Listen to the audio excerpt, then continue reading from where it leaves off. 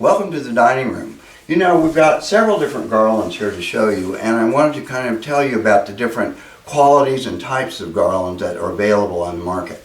You can buy anything from about $10 for a 9-foot garland to $150 for a 9-foot garland. There's some things that you need to remember though. The quality will vary greatly in a Christmas garland, an artificial Christmas garland.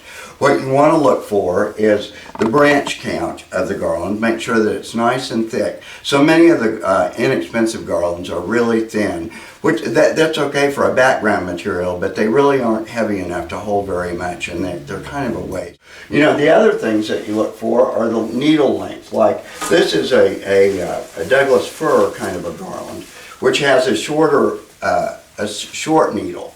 And these are wonderful because they make a great foundation. They aren't really pretty in their own right, I don't think.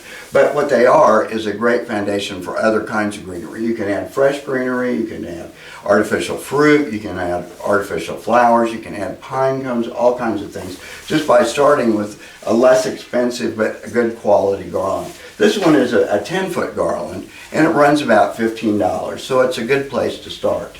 But you know, you just want to be sure that whichever one you buy, that it has long enough branches that you can use them to wrap around one another. And what I mean is, if you want to affix something into a garland, you have to be able to grab these two branches like this that are full of wire and twist them like this and still have enough to get a stem through it, get so that it will do what you want.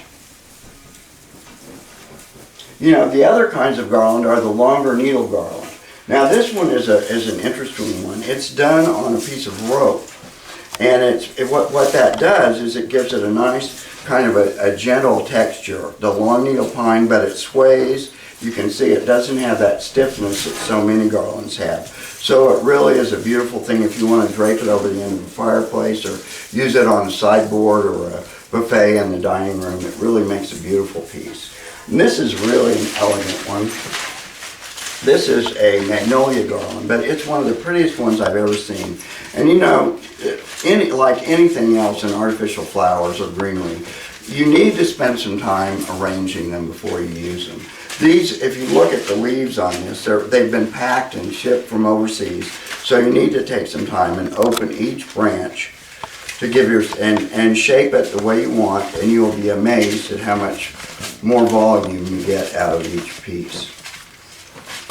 But you can see that with just a little bit of work, just a little bit, you get a nice, big, full, voluptuous garland. And they are beautiful. It's pretty expensive. This one runs $90, but you can see how much detail it has in it.